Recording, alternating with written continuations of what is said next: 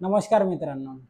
आपल्या दैनंदिन जीवनामध्ये फिटनेस किती इम्पॉर्टंट आहे हे जाणून घेण्यासाठी आपल्याकडे एक पर्सनॅलिटी आली आहे. तर त्यांच्याकडे आपण इंट्रोड्यूस करू, त्यांना भेटून देऊ आणि तुम्हाला ते खूप इम्पॉर्टंट अशी माहिती सांगणार.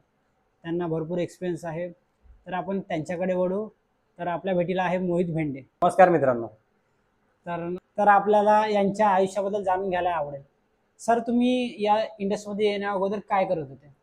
तर या इंडस्ट्रीमध्ये येण्या अगोदर मी 5th स्टँडर्डपासनं ऑलमोस्ट 12th स्टँडर्डपर्यंत टेबल टेनिस खेळत होतो.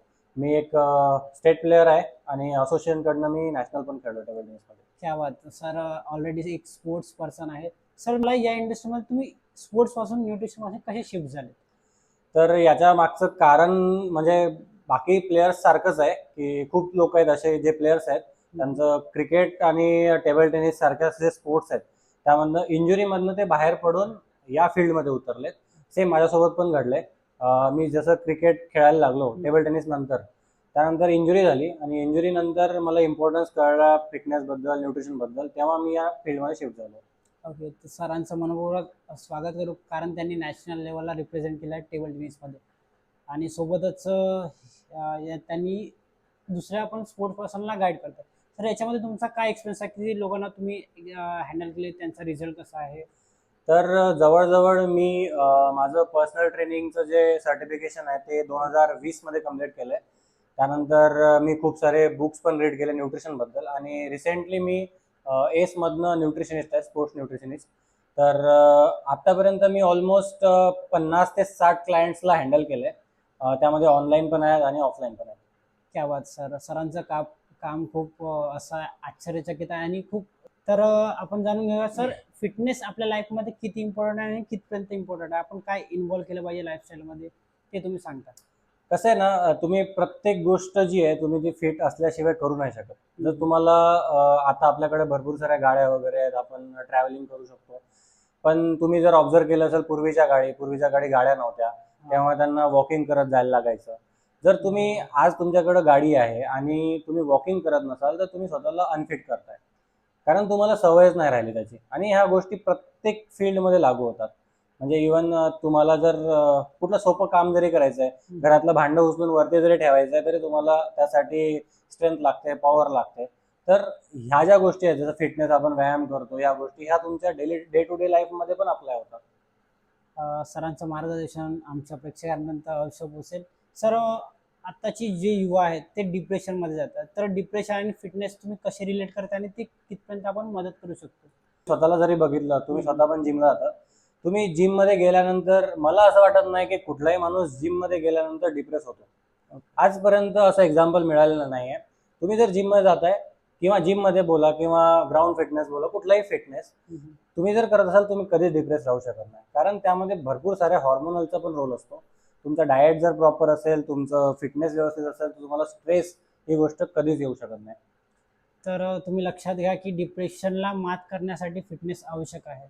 तर तुम्ही पण इम्प्लिमेंट करा फिटनेस, आपल्या लाईफस्टाईलमध्ये इम्प्लिमेंट करा. सर, आपण लाईफस्टाईलमध्ये जर आपल्याला फिटनेस इम्प्लिमेंट करायचं तर ते कशा प्रकारे आपली दिनचर्या झाली पाहिजे की असली पाहिजे? प्रत्येकाची लाईफस्टाईल आज वेगळी आहे. काही लोक नाईट शिफ्ट करतात, काही लोक डे शिफ्ट करतात, काही शेतकरी आहेत, काही नॉर्मल स्टुडंट आहे.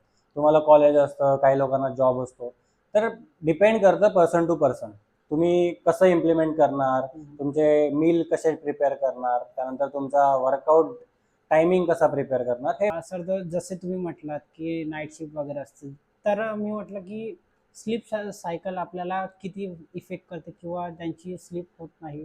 आजकालचे जे युवा आहे रात्र रात्र स्क्रोल स्क्रोल करतात, स्क्रीन टाईम त्यांचा जास्त असतो. तर त्याचा काय इफेक्ट होतो आपल्या बॉडीवर आणि जर फिटनेस नाही करत असेल तर त्याच्यामध्ये काय त्यांचा लॉस होतो? कसं आहे माहिती आहे का, आता जर तुमची नाईट शिफ्ट असेल, तुम्हाला वर्कलोड खूप जास्त आहे, तर तुम्हाला जो डे टाइम मिळतोय ना, त्या टाइममध्ये तुम्ही तुमची झोप कंप्लीट करू शकता. त्या टाइममध्ये तुमची क्वालिटी झोप घ्या, कारण स्लीप खूप जास्त इम्पॉर्टंट आहे. आणि दुसरी गोष्ट, तुम्ही बोललात की स्क्रोल करतात, हे करतात, तर त्या गोष्टी तुम्हाला डेफिनेटली बंद करायला लागतील.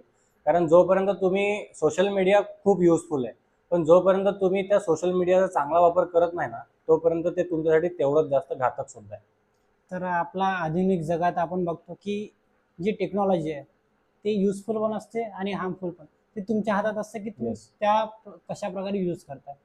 तर आणि एक सर अजून एक क्वेश्चन आहे की काही लोक व्हेज असतात, नॉनव्हेज असतात, तर त्यांच्यामध्ये त्यांचं एनर्जी पॉवर तर ते कुठपर्यंत सस्टेन करू शकतात.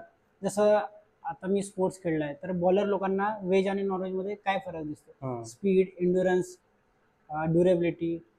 तर त्याच्याबद्दल थोडंसं. याच्या मागे खूप बेसिक गोष्ट आहे याच्या मागे. कसं आहे माहिती आहे का, तुम्ही जर नॉनव्हेज कंझ्युम करताय ना, तर तुम्ही ऑलरेडी प्रोटीन कंझ्युम करताय. तुमची बॉडी खूप खूप जास्त प्रमाणामध्ये प्रोटीनपासून बनलेली आहे. तुमचे हॉर्मोन्स, तुमचे एन्झाईम्स, सगळ्या गोष्टी तुमच्या प्रोटीनवर डिपेंड असतात.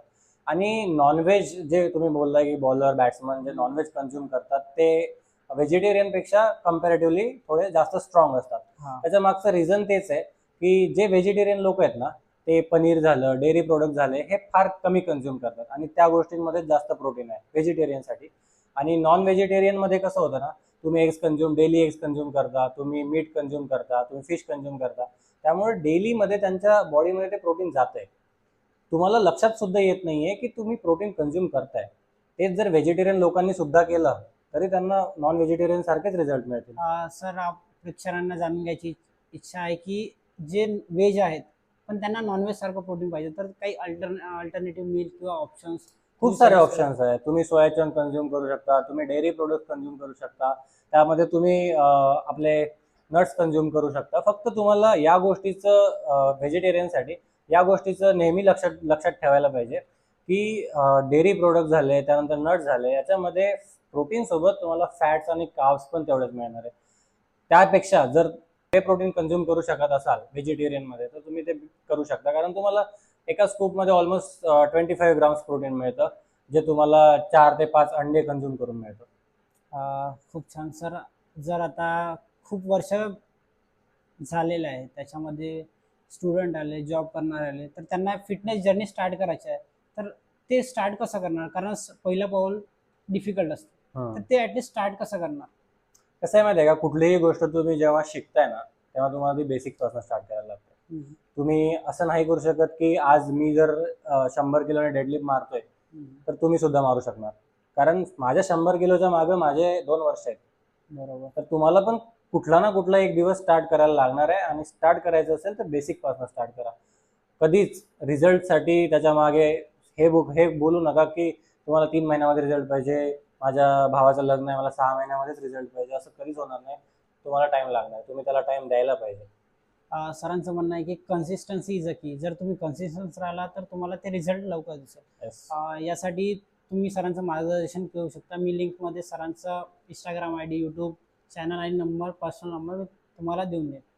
तर सर, तुम्ही जाता जाता प्रेक्षकांना एक महत्त्वाचा संदेश किंवा तुम्ही जेवढं एक्सपिरियन्स घेतला आहे त्याच्यामध्ये एक शॉर्ट वाक्यामध्ये तुम्ही काय सांगू इच्छिता? कसं आहे माहिती आहे का, फिटनेस आणि न्यूट्रिशनच्या बाबतीत शॉर्टमध्ये सांगण्यासारखं काही नाही आहे, कारण खूप वास्ट चॅप्टर आहे हा.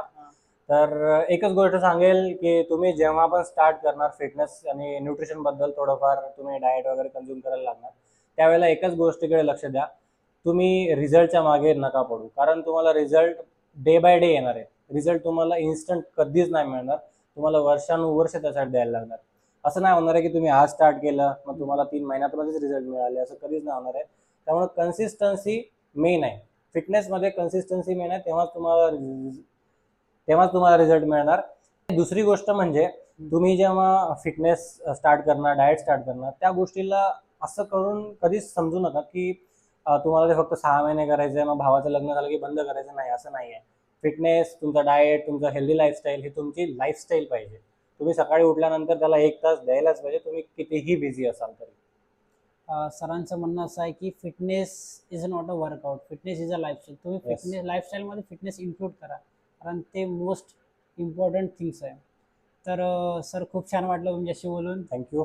नमस्कार. आणि प्रेक्षकाला खूप लाभदायक अशा गोष्टी त्यांच्यापर्यंत पोहोचवतायला तुमच्या मार्फत, तर मनपूर्वक स्वागत करतो. धन्यवाद. तुम्ही धन्यवाद मला आपण. इथे बोलवलं आणि माझे शब्द ऐकून घेतले त्याबद्दल धन्यवाद. Thanks a lot. Thank you. See you. Thank you Bye bye. Sir. तुम्ही